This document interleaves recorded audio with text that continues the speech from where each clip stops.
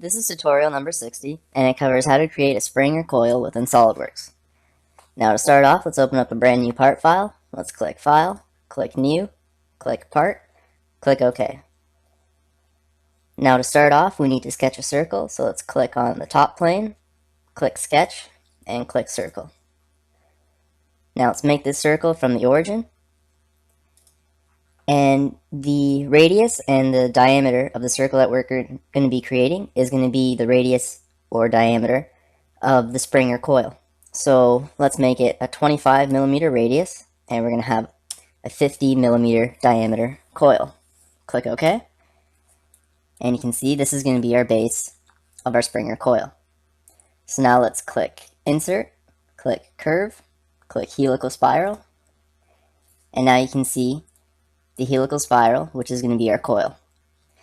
And we're going to have it with a constant pitch, 10 millimeter pitch, 10 revolutions, and we'll start it off at 0 degrees. We want to start it off at 0 degrees so that we can sketch onto the spiral. So let's click OK. Now let's click the right plane. Let's look at the right view. And because we made it start off at 0 degrees, we're able to sketch a circle right onto here. And once you've got the coincident point with a circle, sketch onto it. And let's make this 2.5 millimeters in radius. Click OK. Click Accept. And now we have our sketches ready to create our spring or coil. So let's click Feature, click Swept Base, click the circle, now click the helical spiral, and now we have our spring or coil. Now we like it, let's click Accept, and we're done. We've created a spring or coil within SolidWorks. Now we're able to adjust this still by going into the features here. So let's open up the sweep, open up the helical spiral. Now let's say we want it to be a wider base. So let's right click on the sketch, click Edit Sketch. With the Smart Dimension, let's click on the circle and let's make it 100 millimeters. Click OK. Click Accept. Let's rebuild it. And now you can see that we've changed the radius to 50 millimeters and 100 millimeters diameter. Now let's switch it back to 50 again. Right click, click Edit Sketch. Double click on the 100 millimeters. Let's make it 50. Click OK. Click Accept, rebuild it, and we're back to where we started. Now let's click on the helical spiral, and we're going to adjust how the helical spiral works. So let's right click on it, click Edit Feature, and we can change the pitch from 10 to 20. We can keep going, and it just changes the distance in between each coil. And we can change the number of revolutions. But for this, let's go back to 10. Keep it at 10, the pitch. Now, instead of doing a constant pitch, we're going to do a variable pitch. So this is going to be more like an automotive spring. So let's click variable pitch. And now we're able to adjust in more detail the pitch. So for the first line, let's have 0, 50, 10. For the second line, let's have 2, 100,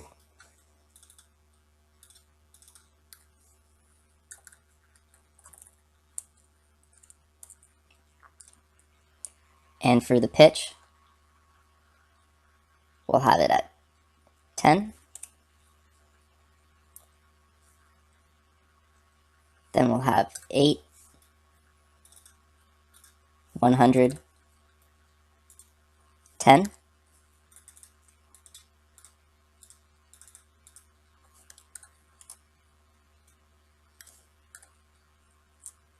Then we'll have 10,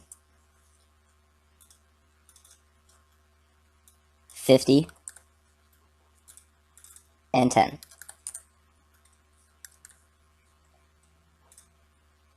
Click OK. Click Accept.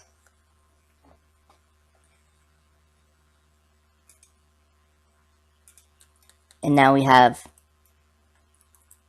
created a Springer coil with variable pitches. And that concludes our tutorial on how to create a Springer coil within SolidWorks. This is tutorial number 61, and it covers how to create injection molding models within SolidWorks. To start off, let's open up a file that's located on the DVD. Let's click File, and let's open up the injection mold tutorial part, which I've included on the DVD. Now what we're going to do in this tutorial is we're going to create an injection mold to make this part. Now what I'm going to show is just like a basic way to make an injection molding of this part. So to start off, what we're going to do is we're going to create a shell around this part. So let's click Shell. Let's click the preview, and you can see the preview of the shell all the way around this part. So from the shell that we're going to create is going to be a cavity, and that's where the part would be created if it was an injection molding part. So it looks good, so let's click Accept. And now we've created a hollow part similar to what we first started out with. So if we click the visible with hidden lines, you can see the cavity inside of it. If you click wireframe, you can see it better. You can see inside the cavity, and that inside cavity is the part that we can create. Now let's go back to shaded with edges, and let's look at the front view. And what we're going to do is we're going to cut half of this part out. So from the front, let's click this plane here, click Sketch, click Rectangle, and from the center of this part, let's draw a rectangle that covers the bottom half. Click Feature, click Extrude Cut, and let's make this a mid-plane cut, and keep going until it cuts out the whole part. Click OK. And now we have a top side template that we can use to create our injection molding, the male side and the female side. So if you look at the bottom, you can see the cavity. And what we have to do for injection molding, you have to have an entry point and an exit point for the fluid. So let's just make a basic entry exit point right here. So let's click this face here, click Sketch, click Rectangle, and let's just draw in a thin little rectangle. Click Edit, click the feature, click Extrude Cut, and we're going to cut it out just by 2 millimeters. Click OK. And now we've cut out a little notch, and this is where the fluid's going to come in and out when you make the injection molding. Click Front, and now save this part. Click File, click Save As, and let's save it as the injection molding template. Click Save. And now we have a basic template that we're going to create the male and the female side of this injection molding part. So click the front view, and let's flip it around until we see the bottom. And now we're going to make the male side of the injection molding. So what we're going to do is we're going to create 4 little prongs that the 2 parts are going to come together at. So for the male side, let's start off, let's click Sketch, click this surface here, click Circle, and let's sketch a circle in the top corner here, and we'll give it a 2 millimeter radius. Click Smart Dimension, and let's make it 5 millimeters from this side, and 5 millimeters from this side. Click OK. And now let's extrude this out. Click Extrude, and we'll extrude it out 5 millimeters. Click OK. And now we have our first prong on the male side. Now let's copy this over using the linear pattern. Click this edge here, and let's change the distance to 30 millimeters. And for feature to pattern, open up the tree, and let's click Extrude 4. And you can see in the preview that we're going to have another extrude right there. Click OK. And now we have our second extrude. Now let's pattern those two and make them go down there. So let's click the linear pattern, click this line here. Let's flip the direction. And for patterns to feature, let's click linear pattern 1. And let's increase the distance to 160. Click accept. And now we have the 4 prongs. So we've finished the male side. So let's click File, click Save As, and let's click Save it as the male. Now let's create the female side. All we have to do, let's delete Extrude 4, click Yes, and now from that same sketch, we're going to do cuts. So let's extrude cut this sketch, and we're going to do it 5 millimeters. Click OK. And you can see that we've cut in instead of coming out this time. And now we have to just do the exact same linear pattern features that we did for the male side on the female side. So let's click linear pattern, click this edge here, flip the direction. For the feature to pattern, let's open up the tree, and we'll get the cut extrude 3, and we'll make the distance 30 millimeters. Click accept, and now we've made the second cut. Now let's transfer those two to the bottom. Click linear pattern, click this line here. Let's flip the direction, and we'll make it 160 millimeters. And let's click feature to pattern, and we'll pattern the linear pattern 3. Click accept, and now we finish the female side. Now let's save this, click File, click Save As, and we'll save it as the female side.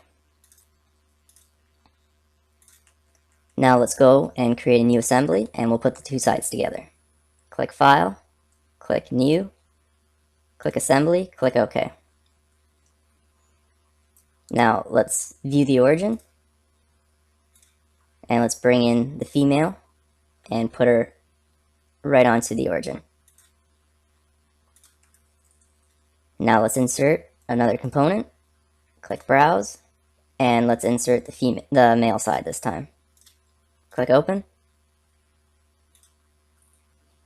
and now let's mate the prongs coming out to the holes. So let's click Mate, click this cylinder here, and click this circle here. Now let's flip the orientation, click OK, and now it can pivot around that corner. Now let's mate this circle here to this cylinder here. Another concentric mate, click OK. And now it can't move side to side, it can just move up and down. And we'll mate this face to this face, click OK. And now we've created our two halves, and we've created an injection molding for that part that we first began with. Now this is just a basic injection molding. It's very crude. It's not one that you would probably use, but it's just to show you how you can create an injection molding quickly and easily using SolidWorks. And that concludes our tutorial on injection molding within SolidWorks. This is tutorial number 62, and it covers advanced sketching tools within SolidWorks. Now to start off, let's open up a brand new part file. Let's click File, click New, click Part, click OK. Now what I'm going to show you in this tutorial is just a few of the many sketching tools that you can use within SolidWorks. Now to start off, let's sketch out a square. So let's click Front, click Sketch, click Rectangle, and from the origin, let's sketch one out. Click OK. And now we're able to do some advanced sketching to this square. So let's click Tools, click Sketch Tools, and these are all the different kind of sketching tools that we're able to do onto the sketch that we just created. So let's right click on the sketch, click Edit Sketch, click Tools, click Sketch Tools, and we're able to use any of these tools onto the sketch. Now for this tutorial, I'm just going to do a fillet and a chamfer onto this square. So let's click the fillet, and to create a fillet onto the sketch, all you have to do is just click the point, or you can click one side and the other side, and it'll do it. Now, we'll just do a 10mm radius with it, and we'll click OK. And we've got our fillets on our original sketch. Now let's do the chamfers. Click Tools, click Sketch Tools, click Chamfer, and again, if you click the point, it'll do it, or if you click the two sides, it'll do it too. And we'll just do 10mm for that one too. Click OK. And now we put a fillet and a chamfer on each side. Now let's say that we wanted to delete one of these sides. All you have to do is click on it and click delete, and it's gone. Now in between here, let's click 3-point arc, and we'll make a little curve. Click 1 point here, 1 point here, and let's just make the curve look like that. Click OK. And let's extrude this out. Let's click Feature, click Extrude, and we'll make this come out 50mm. Click OK, and we've extruded out that sketch. Now I'm going to show you how to use the spline tool and points. So let's click on this face, click Sketch, and let's click on Point. Now with a point, you're able to put as many points as you want in whatever kind of shape you want, and at the end you can join it all using the spline tool, and you can extrude it out. For this, I'm going to draw in my name. I'm going to put in JP, my initials. So let's draw it in just using the points.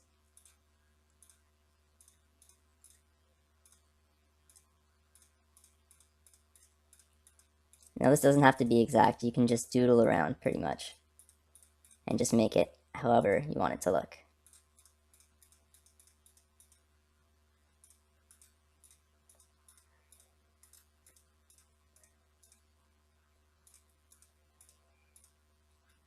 Now if you click the spline tool, you're able to connect all these dots to create a sketch. So just connect all the dots that you've drawn in whatever sketch it is that you drew.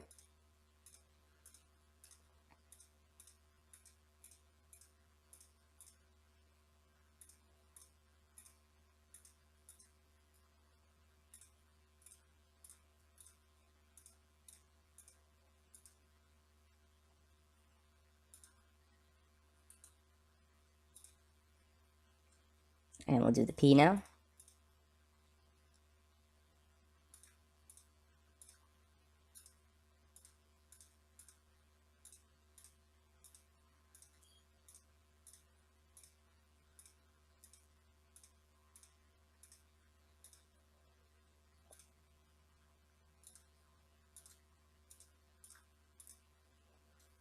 And let's cut this out. Click Extrude Cut. All you have to do is click on the feature that you want to cut, and it'll do it. And you can see the reflection in the back in the yellow, and that's where you're going to cut out. So let's click OK. Click OK for all bodies. And now we've cut out the drawing that we made using the points. Now this is good if you want to make a special drawing, whatever it is that you want. Using these points, you're able to make it and manipulate it more. So let's do a star this time. Let's click the front plane, and we'll draw in a star.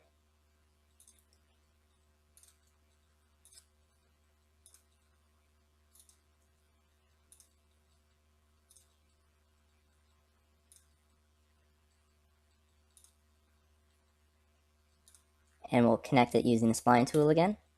Connect all the points.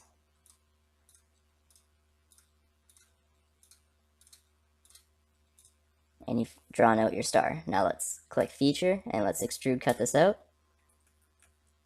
Click OK, and you've cut out the star. Now my drawings aren't that great, but you can play around with it, and you can make unique drawings to whatever it is that you want to cut out or extrude out. And this concludes our tutorial on advanced sketching within SolidWorks. This is tutorial number 63, and it covers how to engrave text within SolidWorks. Now to start off, let's open up a part file. Let's click File, and let's open up the Engrave Text tutorial part, which I've included on the DVD. Now what we're going to do in this tutorial is we're going to engrave text along the linear edge, and as well as the curved edge. So to start off, let's click Tools, click Sketch Entities, click Text, click the front face, and let's type in SolidWorks. And the text that we wrote in, you can see that it's on the face there, so let's click OK. And now let's cut into the face using that text. So let's click Feature, click Extrude Cut, and let's cut into the text 5 millimeters. Click OK. And now we've cut into the part 5 millimeters using the SolidWorks text that we created. Now let's do this again. Click Tools, click Sketch Entities, click Text, click the front face. This time let's click this curve and let's type in SolidWorks again. And if we zoom in, we can see that the SolidWorks text is going along that curve. Now we're able to choose a left align, a center align, a right align, or a fully justified. For this, let's just do the center align, click OK, and let's extrude this out 2 millimeters. Let's type in 2, click OK. And now if we zoom in, we can see that we've extruded up the SolidWorks text 2 millimeters from the part. Now let's do this again on this linear line. Let's click Tools, click Sketch Entities, click Text, and let's click this linear line here. And let's type in SolidWorks again. And we're also able to do numbers. So let's put SolidWorks 2007. Now we can see that it's on the surface there. Now we're also able to change the font of it. Now by using just the SolidWorks, we can, if we highlight it, we can make it bold. If we highlight it all again, we can make it in italics. And if we highlight it all again, we can rotate. And right now, you can see that the text is rotated at 30 degrees. Now we can change this to 60 degrees. Now let's delete all of this. And you're also able to change the font by unclicking Use Document Font, click Font, and you're able to choose from this list here. Now let's check the comic, and if we click Points, we're able to choose the text font. So let's choose it at 24, click OK, and now we've changed the font and the font size. Let's click OK, and let's extrude this out. And we'll make it 2 millimeters. Click OK.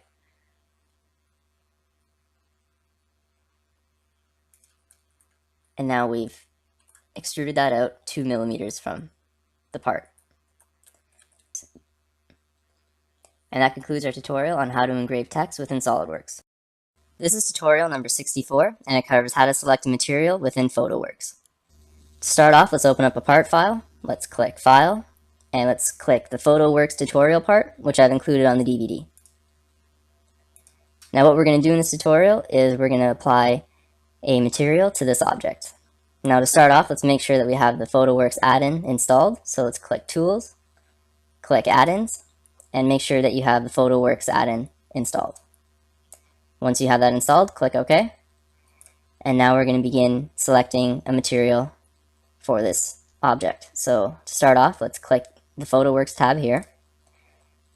And we're able to select from the materials. So open up the materials box, and we can choose from any of these categories. So to start off, let's open up the metals, click Chrome, and below you're able to see a preview of what it's going to look like. So you can see the Chrome preview here. If we click bronze, you can see it's a different kind. So let's click Chrome, click the first one, double click on it, and now we've selected it over the whole part. So let's click OK. Now click PhotoWorks, click Render, and now it's going to apply that material into the PhotoWorks environment.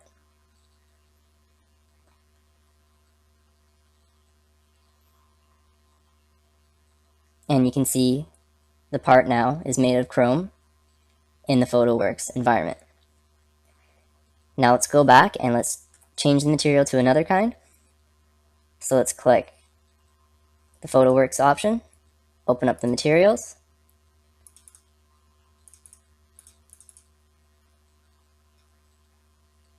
and now let's change the chrome plate. We're going to change it to a different kind. So let's click the tab, and this time let's try the bronze. Let's click bronze, let's click the brush bronze, so let's double click on it,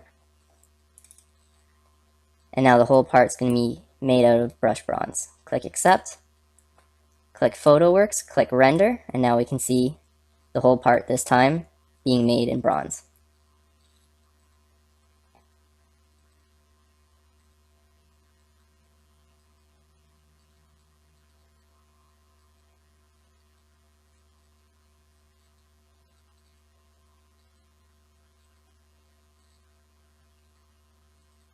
And now we can see the part in the PhotoWorks environment using the bronze material. Now let's click on this tab again.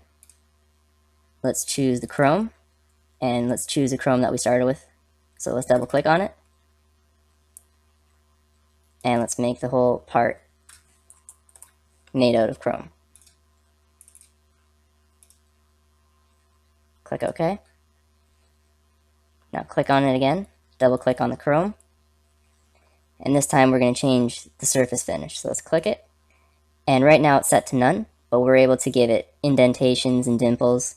So let's click on dimpled, click OK. Now when we go to render it, it's going to have dimples within the material.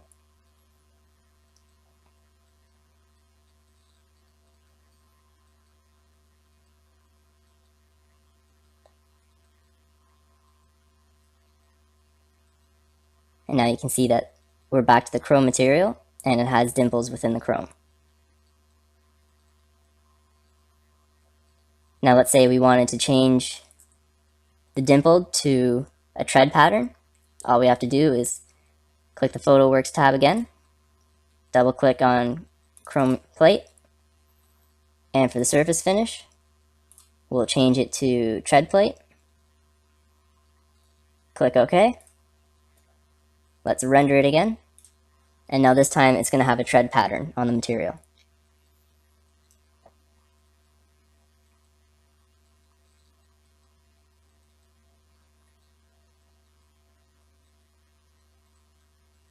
And now you can see in the PhotoWorks, within the environment, it's rendering a chrome part with the tread pattern on it.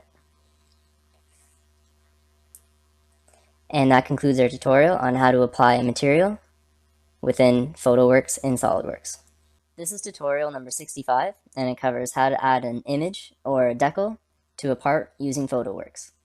To start off, let's open up a new part file, click File, and let's open up the PhotoWorks tutorial part, which I've included on the DVD. Now what we're going to do in this tutorial is we're going to put an image or a decal onto a surface on this part. So to do this, let's click the PhotoWorks icon on the side, and let's look at the decals. Now SolidWorks already comes with some logos that it gives you, so we can choose from them and we can put them on there. So all we have to do is just click on it and drag it over. So let's drag this barcode onto the front surface here. And now we have the barcode on the surface of this part. Now we're able to move this image around, and we're able to make it smaller or bigger if we want to. And once we find the position that we like, all we do is click OK, and now the image is there. Now let's click the PhotoWorks icon again. This time let's click a different one. Let's click this SolidWorks one, and let's drag it over onto the front again. And let's drag this one up to the top. Click OK.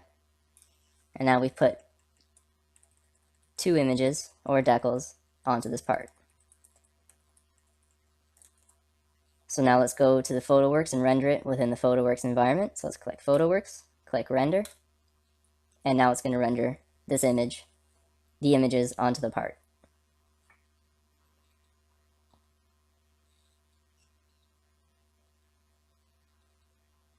And as you can see in the PhotoWorks environment, the two images onto the part that we created.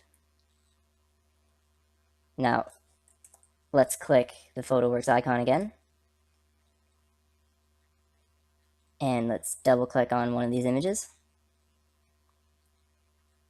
Now we're also able to import an image. So say we have an image on our hard drive that we've saved and we want to put it onto the part. All that we have to do is click Browse, and we'll go into wherever we store our pictures. So for me, it's in my Pictures.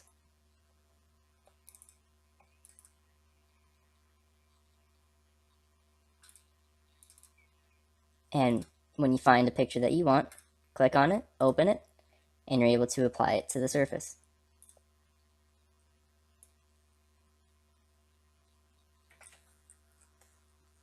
Now, like the other ones, you're able to make it bigger, or you can make it smaller. Let's put this one in the middle. Click OK. And when you go to render it, you can render it with that image on there also. So let's click PhotoWorks, click Render, and it's going to render the image that we imported from our computer onto the part.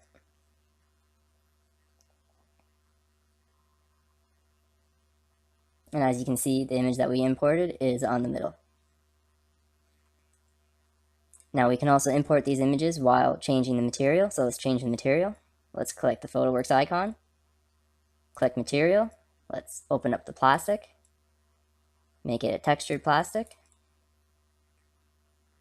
double click, we made it plastic, click OK, click the PhotoWorks to render it, and now we're going to render it with the material along with the 2 images that we got from the SolidWorks plus the image that we imported from our own laptop or computer.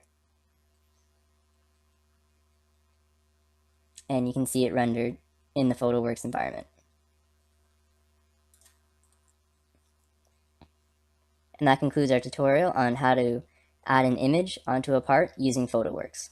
This is tutorial number 66, and it covers how to create a scene using your PhotoWorks. To start off, let's open up a part file. Let's click File, and let's open up the PhotoWorks tutorial part, which I've included on the DVD. Now what we're going to do is we're going to create a scene and a background for this tutorial part. So to start off, let's click the PhotoWorks icon, and what we're going to have to do is we're going to choose from the scenes. So let's open it up, and you're able to choose from any of the categories in any of the folders that's already given to us within our SolidWorks, and we can apply them as a scene to this part. So to start off, let's click the scaled image, let's click Image Room, and what we're going to do is we're going to put that part into this image room. So let's double click on it. Now in the scene editor, click on the image, click Apply, and now we've applied that part into the scene. So click Close, and now when we use our PhotoWorks to render it, it's going to be in that scene. So let's click Render, and now our part is in that scene. Now to change it, all we have to do is open up that tab again, and let's click on Image Cloud. So let's double click on it, click the image cloud, click Apply, click Close, and now our part is going to be applied into that scene. So let's click PhotoWorks, click Render, and now our part's been applied into that scenario. Now when we click on the PhotoWorks icon, we can choose any of the scenes or any of the environments that we have, and we can apply it to our part. And that concludes our tutorial on how to create a scene using your PhotoWorks. This is tutorial number 67, and it covers how to select your lighting for your PhotoWorks. To start off, let's open up a part file, let's click File, and let's open up the PhotoWorks tutorial part, which I've included on the DVD. Now what we're going to do in this tutorial is we're going to select the lighting for this part when we render it within PhotoWorks. First off, let's click this PhotoWorks tab, open up the lighting, and for directional 1, right click and unselect it. So instead of being checked for on in PhotoWorks, it's going to be unchecked, and it's not going to be applicable within our PhotoWorks. Now let's select different lighting. So let's click this PhotoWorks tab, and under lights, we're able to choose ambient, directional, multiple, point, or spot lighting. Let's choose directional, and let's double click back left directional. Now what this is going to do is we're going to have a light in the back left here, and we're going to have a shadow cast in the right. So let's click on PhotoWorks and let's render it.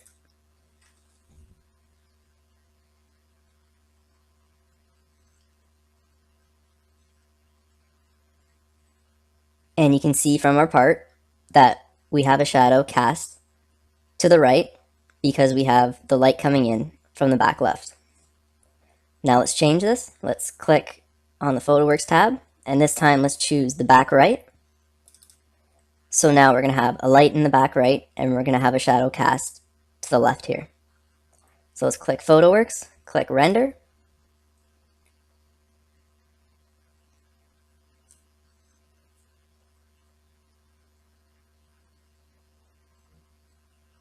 and now you can see that we have a shadow cast to the left because we have our lighting coming from the back right.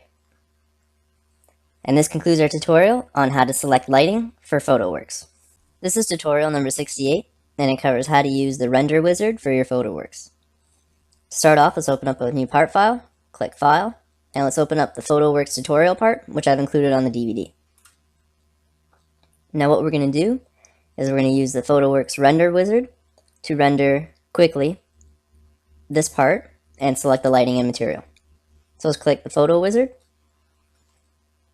click render wizard, and now we're able to go through step by step and choose our materials. So click next, and we're able to choose our material. So to start off, let's choose the blue anodized aluminum, so double click on it. Now for the surface finish, let's choose chips, click OK. Now click next, and we're going to choose the environment. So let's choose studios, let's choose daytime, click apply.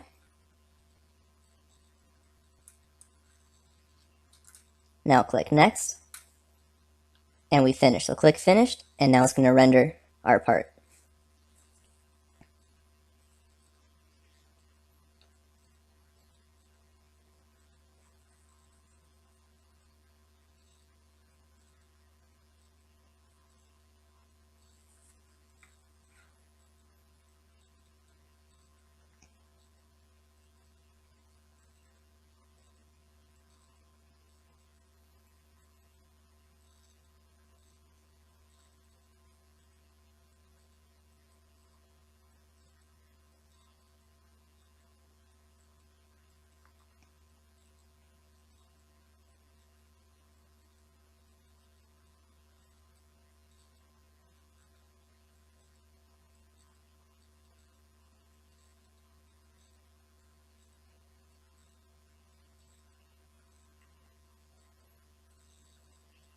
And now you can see our part rendered with the material, the surface finish, and the scene that we chose.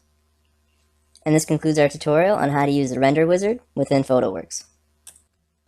This is tutorial 69, and it covers how to make multiple configurations within your assembly. Now to start off, open up the axle configuration and the wheel configuration, which is located on the DVD.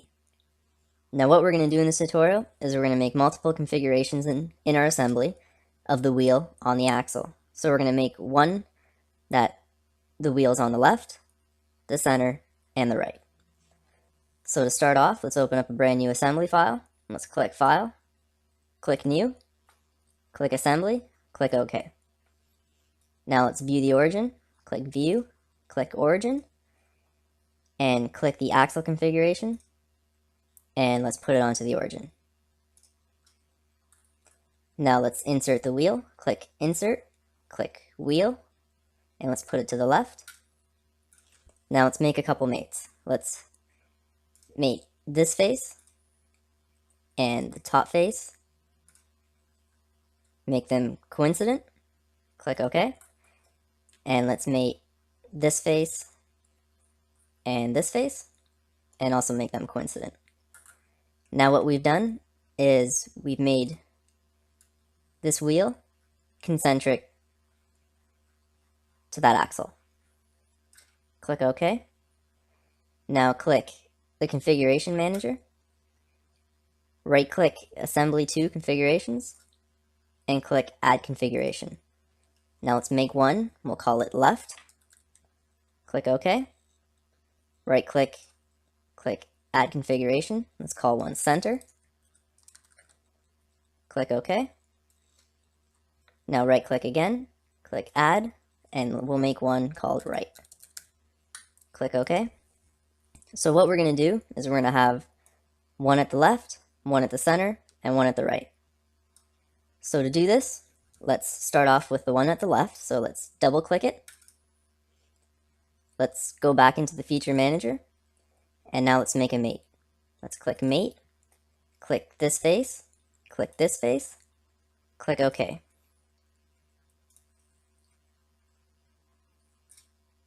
Click accept. Now go back to the configuration manager, double click the right, go back into the feature manager, click mate, and let's mate this face to this face, click OK, click OK, go back to configuration manager, click center, and now let's click mate, click this face, and this time we'll do a distance, and let's make this distance, let's try 70, and that's pretty much in the center. Click OK, click OK, and now when we click the left, it'll be at the left. When we click the right, it's going to be at the right. When we click the center, it's going to be in the center. When we click default, it's also going to be in the center. Now let's look at this. Double click on your left, go into the feature manager, open up the mates, and you can see that only 3 mates are used and the other 2 are not. Go back into the configuration manager, double click right, click the feature manager, open up the mates, and you can see only this mate is used to create the right configuration. Go back in to the configurations, double click center, click the feature manager, open up the mates, and you can see that these 3 are used, the highlighted ones. So this allows you to make multiple configurations within one assembly. So with your one assembly, you'll have a left position, a right position, and a center position. And this concludes our tutorial on how to make multiple configurations within an assembly. This is tutorial number 70, and it covers how to use the split line tool within SolidWorks. Now to start off, let's open up a brand new part file, click File, click New, click Part, click OK. Now what we're going to do in this tutorial is we're going to create a sphere, and from a drawing that we make inside of the sphere, we're going to make it go onto the surface of the sphere. So to start off, let's draw our sphere. So let's click Sketch, click Line, click Front, and from the origin, when we have the dotted blue line, draw a line straight down. Now with the Smart Dimensioning tool, let's make it 25 millimeters from point to the origin on each side. Now this is going to be important as we're going to draw a sketch on the origin line here, and it has to be able to extrude up onto the surfaces equally. Now let's click 3-point arc, click this point, and let's pull it out until it's at 180 degrees. Click OK, click Accept, and now we're going to click Feature, click Revolve Base. Now for the axis, click the line here, and it's going to revolve around and create a sphere. Click OK, and now we have our sphere. So let's click the isometric view, and let's sketch onto the top plane. Now if we look from the top plane, we're going to be sketching into the middle, and we're going to be making the images go on the top and the bottom. So let's look at the top. Let's click Sketch, click the Spline tool, and let's sketch a pattern that kind of looks like the seams on a baseball. So what we're going to do is we're going to start off by highlighting the red outer area of the circle, and that's going to be a coincident point. And we have to have this to make an equal sketch on both sides to meet at a point. So let's start off there, click it, and now just freehand what the stitching on a baseball would look like. And you need to end it by highlighting or making a coincident point on the outside line. Now you'll know that you have the coincident point when that yellow feature appears on your drawing. As you can see, as I go to the edge, the yellow feature appears. So click it, click OK, And now we have our sketch. Now if we look around, the sketch is inside, it's in the middle, and we're going to make it go up and down, and it's going to look like seams on a baseball. So let's click Insert, click Curve, click Split Line. Now what we have to do is click the sketch that we're going to use, so let's open up the tree, click Sketch 2, and the surface. So let's just click the surface of the ball, click OK, and now you can see that our drawing that we first created is now on the ball, on the surface, on the top and the bottom. Now let's extrude out these lines that we just created to make it look like seams on the baseball. So let's click the top view, click the top plane, click circle, and on this sketch that we just created, go to the very edge, and let's draw a circle. And let's make the radius 1.5 millimeters. Click OK. Click Accept. Now go to Feature, click Swept Base, and let's choose the drawing we just made, and then choose the seams. So let's click the top seam, click Accept, and now we've made the top seam. Now we can do the same for the bottom. Click Swept Base, open up Part 3, open up the first sweep, click that sketch, and we'll click the bottom sketch, click OK, and now we made the bottom half. So now we're able to, from a drawing that we made, a 2D drawing inside, we made it 3D, and then we extruded from that 3D. So now we made what resembles a baseball with the stitching. And this concludes our tutorial on how to use a split line within SolidWorks. This is tutorial number 71, and it covers how to use the linear pattern assembly feature within SolidWorks. Now the three parts that we're going to be using in this tutorial, they can be found on the DVD, and they are the plate LA, the nut, and the bolt. Now to start off, let's open up a brand new assembly file. Let's click File, click New, click Assembly, click OK. Now let's view the origin, so let's click View, click Origin, and let's put the plate LA onto the origin. Now what we're going to try to do in this tutorial is show you that instead of inserting, if you had this plate for example, to insert each individual bolt one at a time, what you can do is insert one and then use a linear pattern to insert the rest. So it saves you a lot of time and hassle, and it's a very speedy process, easy to use. So to start off, let's put in the first bolt. So let's click Insert Component, click Bolt, and let's throw it on the top left there. And now let's mate this bolt to the top left. So let's click Mate, click the cylinder, click the top left hole.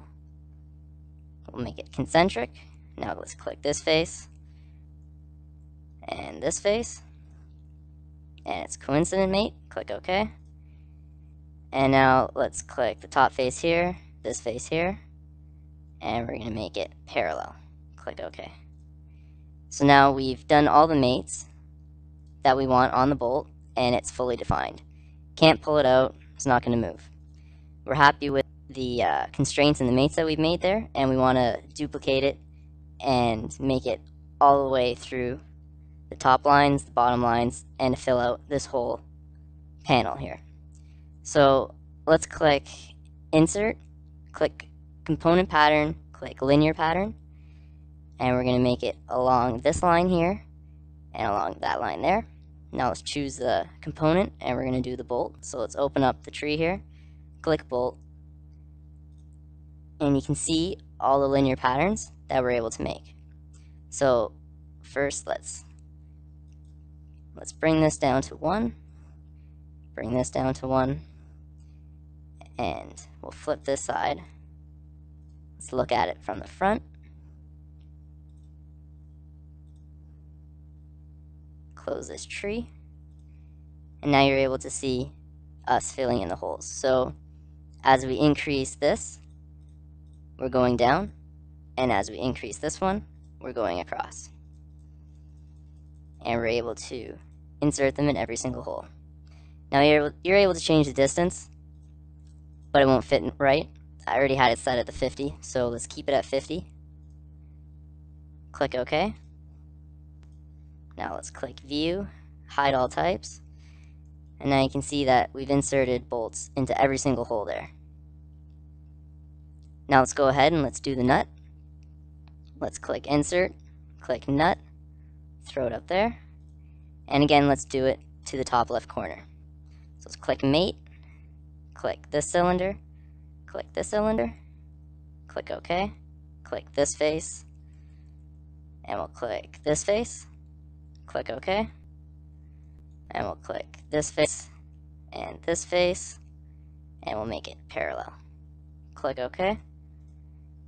And now if we look at it from the back, we've got the one nut right there. So let's do the linear pattern again. Let's click OK, click Insert, click Component Pattern, Linear Pattern.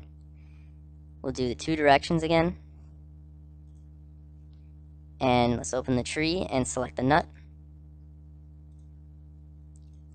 And it's going all in the wrong direction right now. All we have to do is flip it. So let's flip this here. And if we zoom in, you can see all the nuts on all the bolts. And again, with the distance, if we made it smaller, it's not going to fit in the right holes. We have to keep it at 50. Click OK. And now you can see that we have the nuts on too.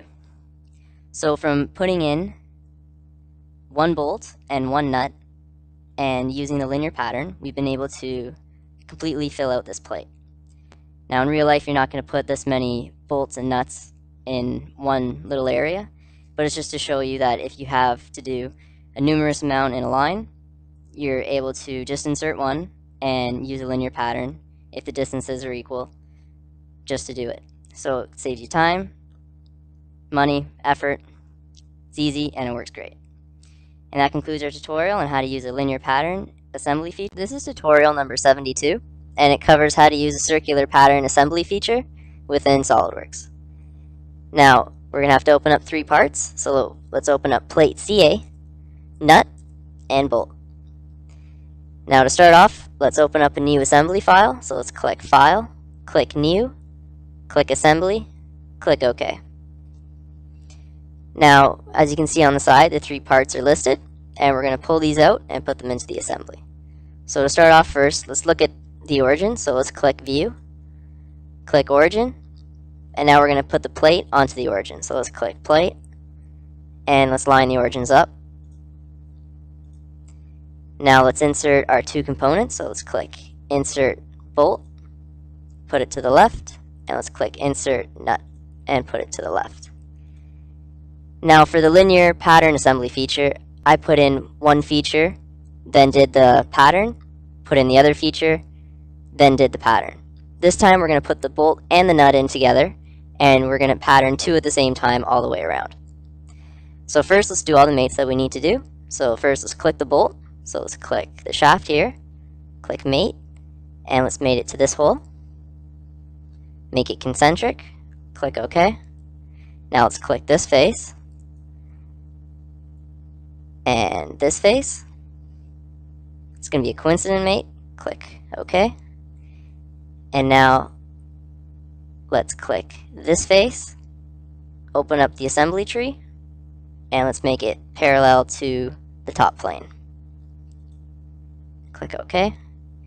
Now let's do the nut.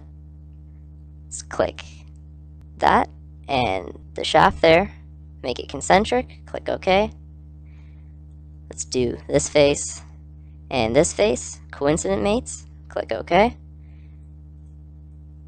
And now let's make this face and this face parallel. Click OK. So now we put in the two features that we want, and now we want to pattern them all the way around.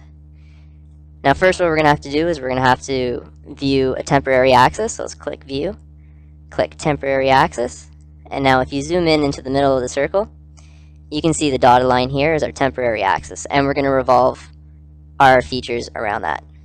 So to start off, let's click Insert, click Component Pattern, click Circular Pattern, and now we're able to do both of these features all the way around in a pattern. So first we have to click the components we want to pattern. You can either click it in the view here, or when you open up the tree you can click Bold, click Nut. So now we've selected the two that we want. Now we're going to have to click the axis. So let's choose this, and now let's choose the axis. So let's click this axis here, and you can see the first one is the see-through yellow color there. That's our preview, and you can see the first bolt, it fits in just nicely. Now if we keep putting the number of these up, we're going to get them to go all the way around, and it's already at the right angle, but if you wanted to, you're able to change the angle to make it fit. If it was 10 degrees, they would all be 10 degrees apart, but for this assembly here, we need it 15 degrees. Now, keep inserting them until they go all the way around. Now we've got a full circle. Click OK. And now we have all of our bolts and nuts patterned around the circle. Now again, like the linear pattern assembly feature, this is useful as instead of inserting 25 nuts and bolts, all you have to do is one, do a pattern all the way around, and you have all of your features. This concludes our tutorial on how to use the circular pattern assembly feature within SolidWorks. This is tutorial number 73, and it covers how to use the envelope feature within SolidWorks. Now, what an envelope does in SolidWorks is it's a body or a shape that you've created as a part. You bring it into an assembly, and you're able to see if a part or a component or assembly that you've already made fits into a certain area.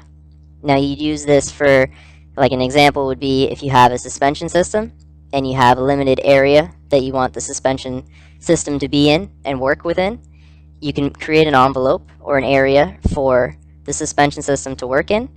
Then you can put it with the assembly, and you can see physically if all the components are inside the envelope and if they're working in the confined area.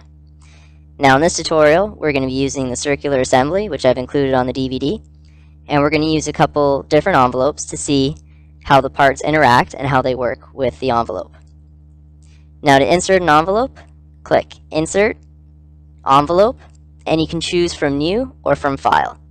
New is when you click that, you're going to be prompted to make a new part file, and you're going to be able to make your envelope. If you click from File, it's already from a shape that you've already made. We're going to do it from File. It's going to be on the DVD. So let's click from File, and let's click Envelope 2, click Open.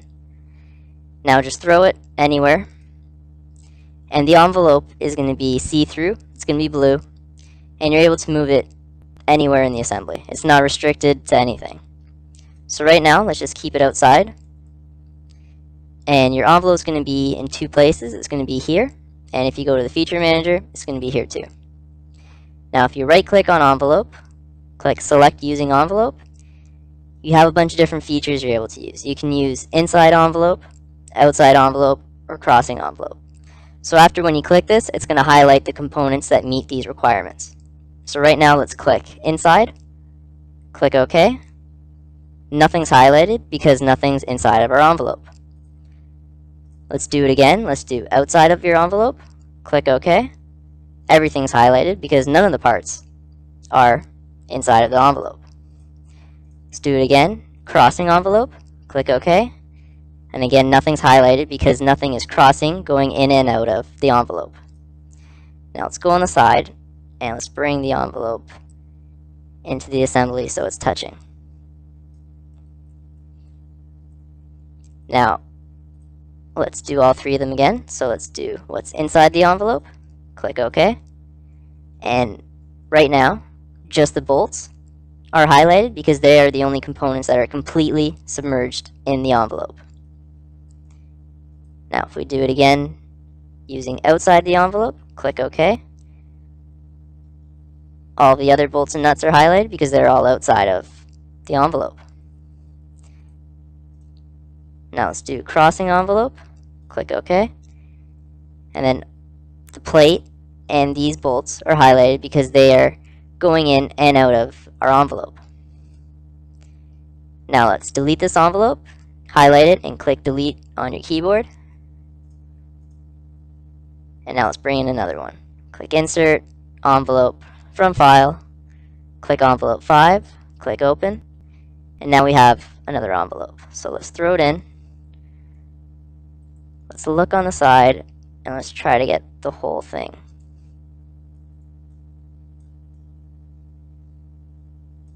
Covering the whole assembly.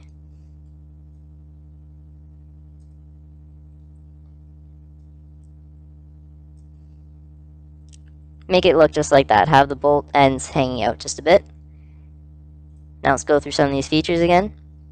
Let's do ones that are inside. Click OK. And it's going to be the nuts and the plate. Ones that are outside, it's going to be nothing because everything is at least touching the envelope. Let's do crossing, and all the bolts are highlighted. Now using this, you're also able to hide and show features or components or assemblies. So let's click show hide, click hide, and now using the criteria that we had before, any part that would have been highlighted in green is now going to be hidden from view. So let's click crossing envelope, and all the bolts will be hidden. Now all the bolts are gone. Click Ctrl Z. Now let's do it again. Let's do it for outside the envelope. Click OK.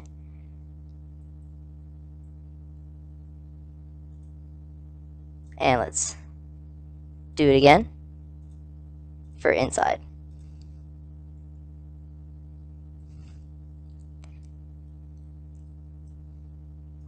And as you can see, using an envelope, we're able to see if our assembly or if our components completely fit in the desired area that we want. It's a very useful tool for such things as, say, a suspension system or anything where you have a limited space, limited area that you want to work with. It's a great tool to see if your theoretical, what you think is actually going to fit, if it's actually going to fit into the area, and if it's going to work fine. And that concludes our tutorial on how to use the envelope feature within SolidWorks. This is tutorial number 74, and it covers how to use the interference detection feature within SolidWorks. Now what we're going to do is we're going to open up Assembly 74, and it's located on the DVD. And what the interference detection feature does is it shows you in an assembly if two parts are touching each other, if they're interfering with each other. It's a nice analysis tool to let you know what's really going on with your assembly. So this is just a basic little assembly that I made, and you can see that it rotates all the way around. And of course, when it's going here, you can see that it's touching. When it's going here, if we zoom in, you're not too sure if it's touching. You don't know if it is or if it isn't. Now to start off, let's pull this down here, and right now nothing's going to be touching. Now your interference detection tool is right here, so you just click on it, and there's a bunch of different tools down here that you're able to select just to say what it's going to do when you calculate it to how it's going to show up. For us, just keep transparent, make the interfering parts transparent. Have those selected, we're just going to do basic stuff. Click calculate, there's no interference. All the parts are fine, we know that, we can visually see it. Let's click OK. Now this time let's pull the tube in, and if we zoom in, we can see that they're touching, there's going to be interference. So let's click interference detection, calculate, and now if we zoom in, you can see the red area is where the two parts are touching and they're interfering.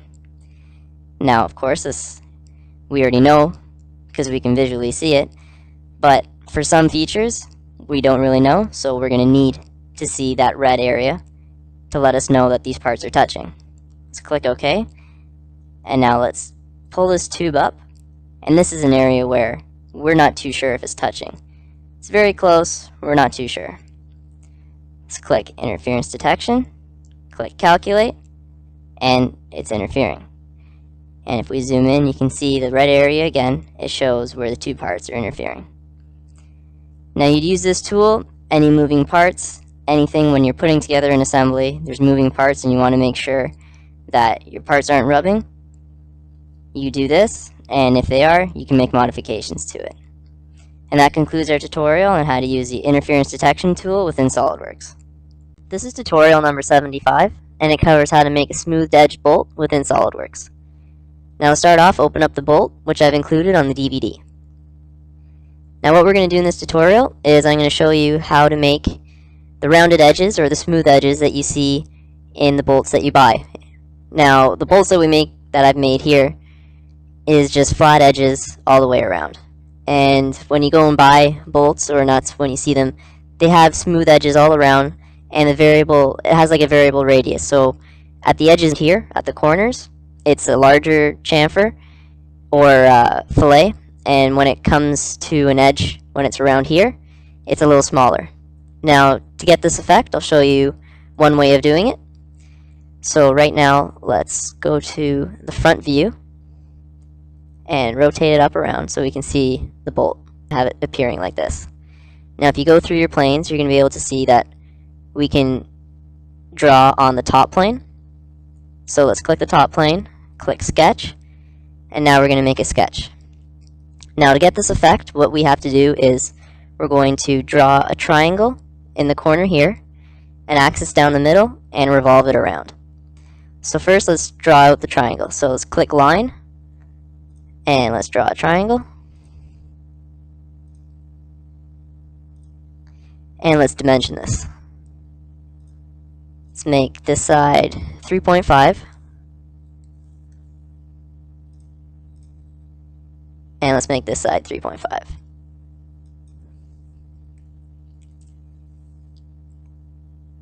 Now let's click center line. And let's draw a line down the center, and we're going to use this to rotate our revolved cut around. Click OK.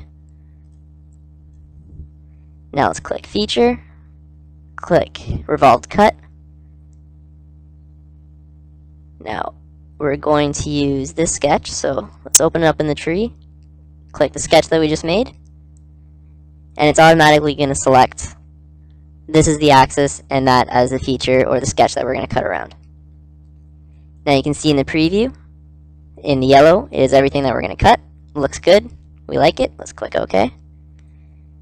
And if we zoom out, you can see that we made the fillet all the way around, or curved edges all the way around the bolt, that at the corners it's more extreme, and as it comes more in to the middle of each edge, it goes down more. And this is representative of a bolt that you would see in real life. Now let's also do it on the bottom side, so let's open it up, click edit sketch, and let's make the same one on the bottom. So let's click line, and let's make a triangle again.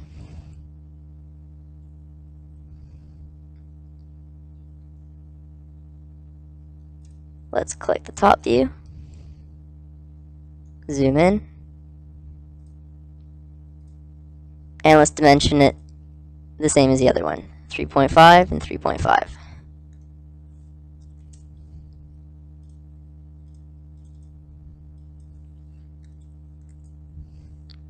Click OK to accept it. And now we've curved the edges on the top and the bottom. And looking at it, if we want to change the geometry a little bit, let's just go back into the sketch and let's change the sketch. So let's click edit sketch. And this time let's make the 3.5s on the vertical here. Let's make them 2.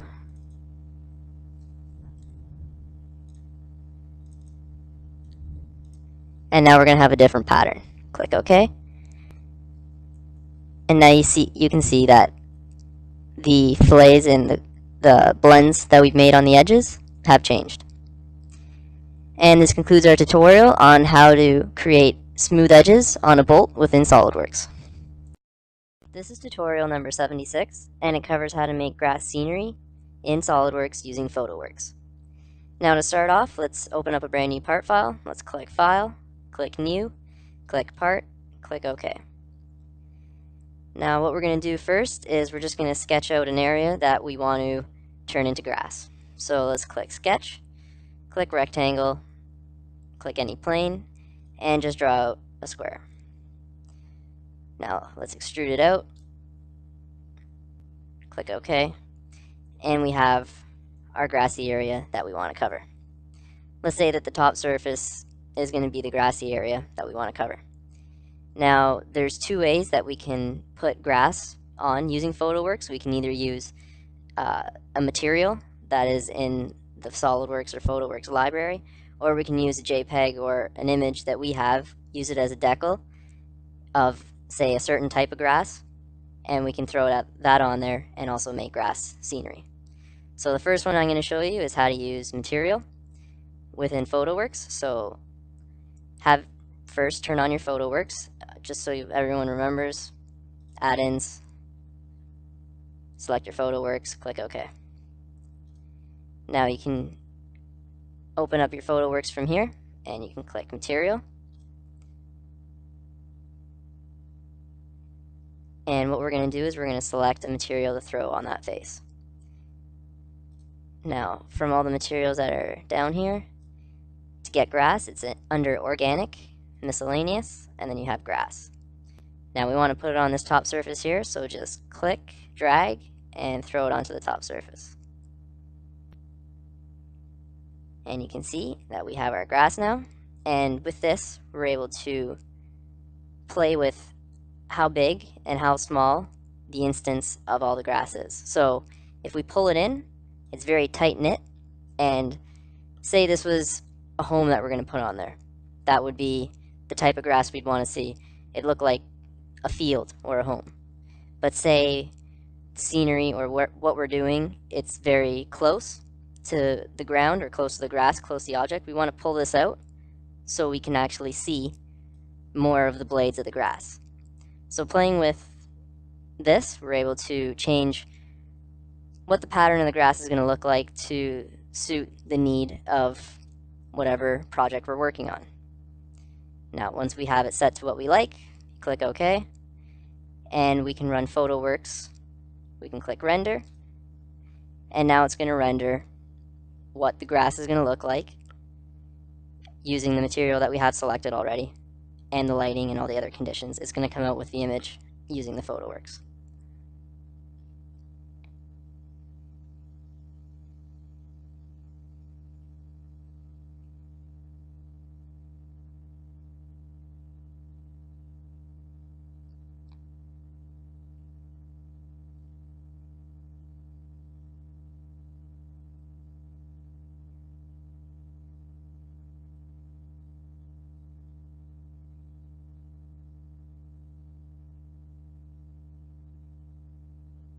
And now we have our image using the material that we've laid on there, using the lighting that we have everything set to right now in PhotoWorks. This is the image that we're going to get. Now let's try the other way. Instead of using material, let's use a decal. So right now let's go into PhotoWorks here, and let's delete the grass that we just put on as the material. And now let's put on a decal. So let's click PhotoWorks, decal. And right now, just throw any of these ones on the top surface. Click Browse. And I've included grass on the DVD. So using this image, let's open it up.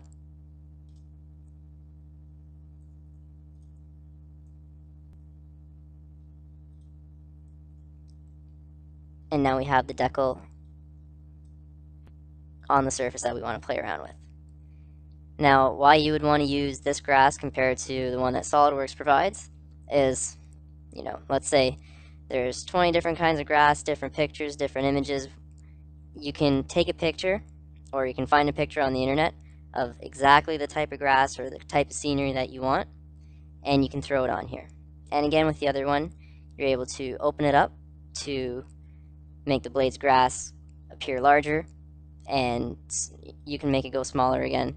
It's just to suit your need of the scenery. Now, once you've selected how big it is and how much you want, click Accept, and then you can render it again the same way. So just click Render, and we're going to go through the same process as the other one, using the lighting, the decal that we put on. It's going to create an image of our scenery.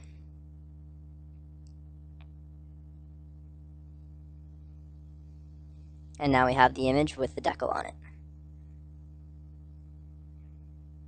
So by using either the material that's provided by SolidWorks or an image of grass that you found either on the internet or taken by yourself, you can easily put it onto a part, customize how big, how small it's going to be, and you can make some scenery around whatever it is, whatever project you're making.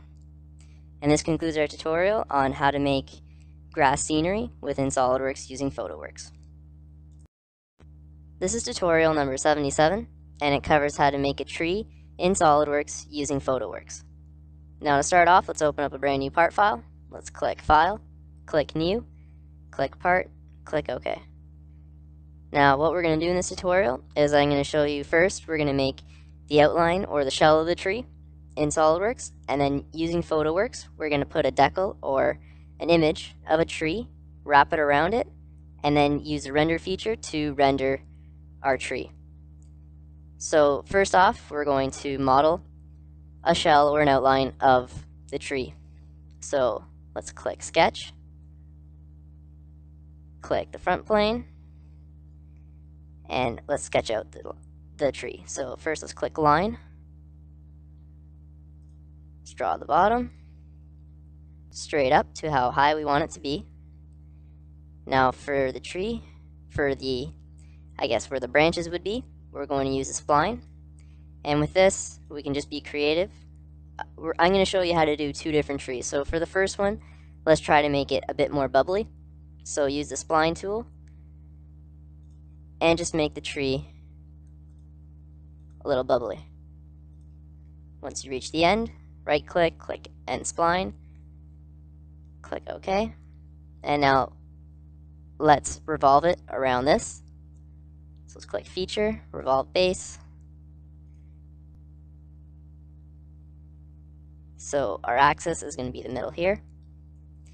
And the yellow, you can see the outline. So now we have our tree. So let's click OK.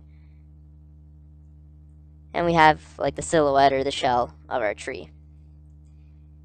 Now on the DVD, I've given two pictures of two different trees. So using PhotoWorks, let's put a decal on and let's bring those trees in and throw it onto here.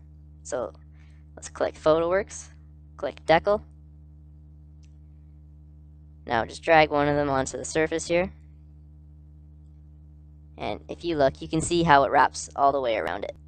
And when we put a tree on there, that's exactly what it's going to do. The picture is going to just wrap itself around the whole tree shell or shape that we've made.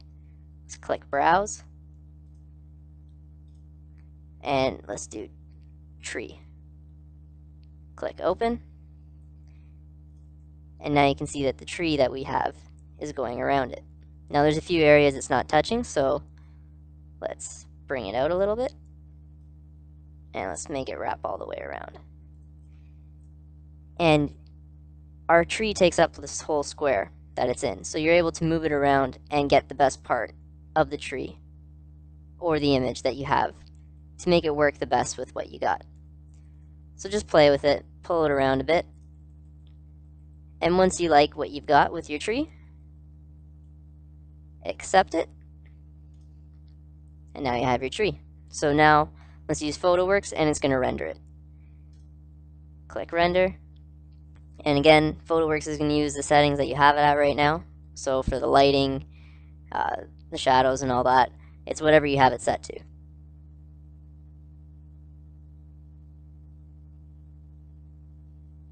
And now we've got a little tree using PhotoWorks.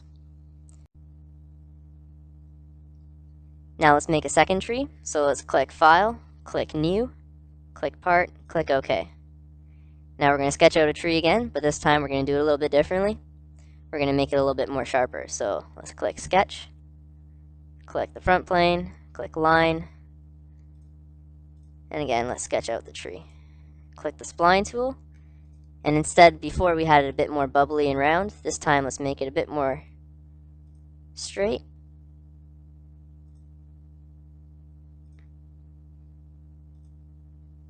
Right click, click End Spline once you've brought it back. Click OK.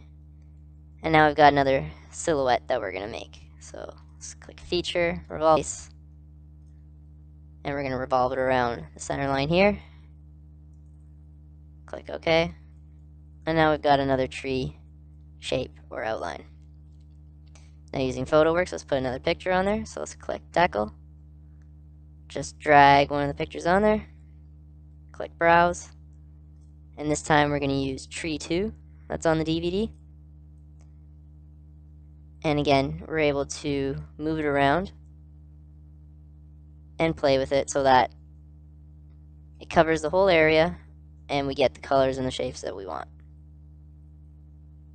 Click OK. And let's use PhotoWorks and let's render this again.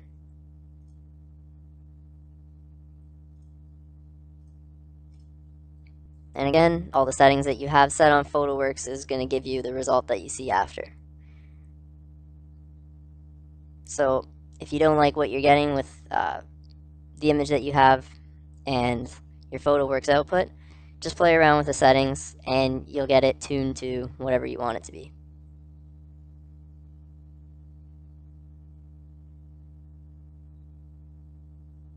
And now we've got our second tree in PhotoWorks.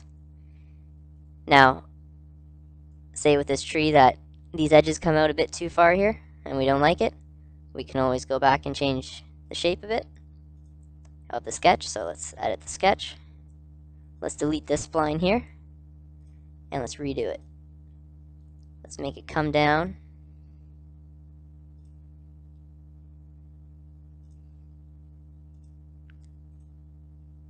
And we've just taken the edge out a little bit there. Click OK. And now you've reshaped your tree with the sketch.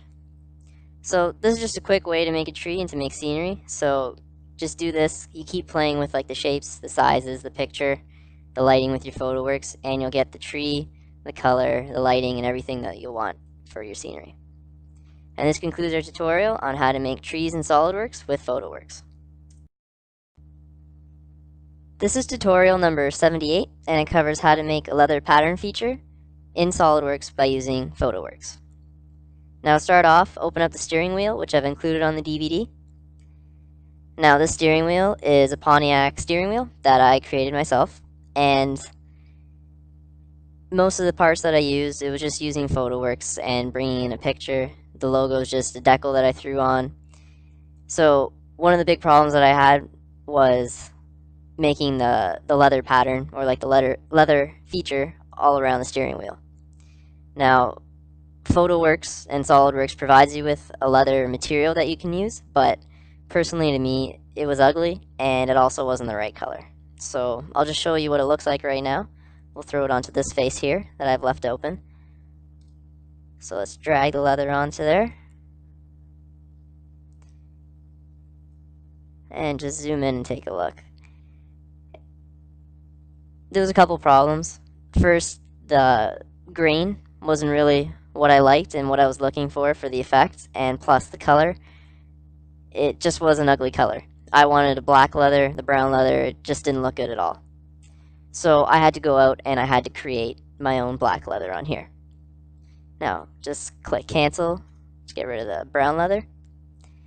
So if you zoom in a bit onto the steering wheel, you can see that it has a bumpy, grainy look of leather and what you should get when you get a steering wheel wrapped in leather. Now, we'll also do a render just so you can take a look at it when it's rendered. So click render. And just a tip, if you ever have parts that are coming out shiny, even though you have something like leather wrap or grass or something on it, check what material you have on it on your settings, because you might have a like a metal below it, and you might have a grass picture on it, but having the metal below it is still going to give it a shiny look. Anyways, here is what it looks like rendered with the leather and how I made it. Now, for the leather, what it is through PhotoWorks is a decal. So I had a picture and I put it on there, and using the picture, it created the leather wrap and what you can see right now. Now, a problem that I had was that if you put the cursor over, you can see all the different areas. So it's not like I can just throw one big sheet or one big picture over the whole surface, and it's going to cover the whole steering wheel. So I had to do multiple decals all around and throwing it all over the place. And if you open up the decal on the side here, you can actually see how many different leather decals I had to put on.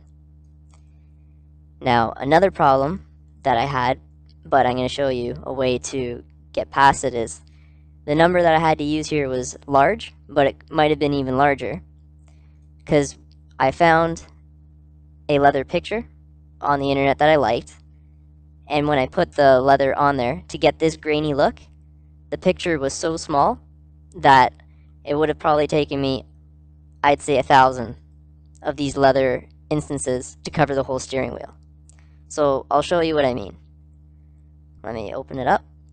This is the leather patch that I saw, and the leather patch that I used after was this one here. And what I did here was I copied the original leather one and I made numerous instances on one picture. So in the top left corner here, that's the leather that I started out with before. I made a bunch of copies and I made one big leather patch. So using this bigger leather patch, I was able to not use as many instances to cover all the different surface areas, and plus I was still able to keep the grainy consistency that I wanted. So if you go on the internet, you find a certain type of leather or a certain type of pattern you like, even though it may be small like that, even though it's the right consistency and just what you want, copy it out, make it on a bigger scale so that you're able to cover the area, a large area, with a lower number of instances of different decals, and you're able to get the consistency and the look that you're looking for. And that covers our tutorial on how to make a leather feature in SolidWorks by using PhotoWorks. This is tutorial number 79, and it covers how to make grass hill scenery within SolidWorks. Now to start off, let's open up a new part file. Let's click File, click New, click Part, click OK. Now, I already showed you before using PhotoWorks how to make grass scenery using either a material or a decal image that you found. This time I'm going to show you, by applying like a decal or a material, how you can make like contours, and instead of having just like a flat plane of grass, you can have valleys and peaks and stuff like that. Okay, so first off, what we're going to do is we're going to create the part that's going to be like our valley or our peaks, just like not a flat shape, more contours and stuff. Okay, so to start off, let's click Sketch, click the front plane, click Line, and now we're going to sketch. So start from the origin, go to the right, go up a little bit, right click, click End Chain, and do the same on the left side, make it equal to the right. And we're not doing any specific dimensions here, just kind of freehand go make it your own. Now click Spline, and now we're going to make the peaks and valleys. So start on the left point, bring one up here, and from the center line, the center of the line we just made, make another point that's in line with it. Make another point up here, and then end it right here. Right click, click End Spline, and now we've got our first peak, valley, kind of hill that we're going to make. Click OK. Now we're going to offset it. So from the front plane, we're going to make another sketch, and we're going to use the loft to create the valley and peaks. So click Insert, click Reference Geometry, click Plane, and now let's insert one that is 250 millimeters away. Click OK. And now our plane is parallel with the top plane that we just drew on, but it's offset. So let's click on plane 1 that we just made, and let's sketch on it again. And just make the same bottom outline that we just did before, so just copy over that one. Now let's click Spline, And let's start from the right side this time. Click one point there. And instead of being at the same point as this one, let's pull it down a bit. So let's put it here. For the middle, let's make it a little higher. Let's put it there. And for the last one here, let's put it down about there. And end it off right there. Right click, click End Spline, click OK, and now we've made our second profile. So now using the loft, let's put these two together to make our part. So let's click Feature, click Loft. So the second sketch is already selected in the profiles. Now let's click the second one. And now you can see the profile going across there. Click OK. And now we've made kind of like our peaks, valleys, just like a terrain that's altered, it has alterations and it's not flat, so now we have peaks and valleys. So now, I've already showed you how to use a material and a decal. For this tutorial, I'm just going to throw the material on it. So have your PhotoWorks open. If you don't have it open, you know, tools, add-ins. So once you have it open, click on your PhotoWorks. And I've already showed you before, under materials, grass is found under organic miscellaneous. So get the grass and drag it onto that curvy surface that we just created. And now let's zoom in a little bit, and then you can play around again with the kind of grain that you want to see. If you want it to be far away, close up, so just play around with it, whatever you want. Click OK. Now let's zoom out a little bit, and let's do the PhotoWorks. Let's let it render. And now we're going to be able to see the peaks and valleys and a couple shadows.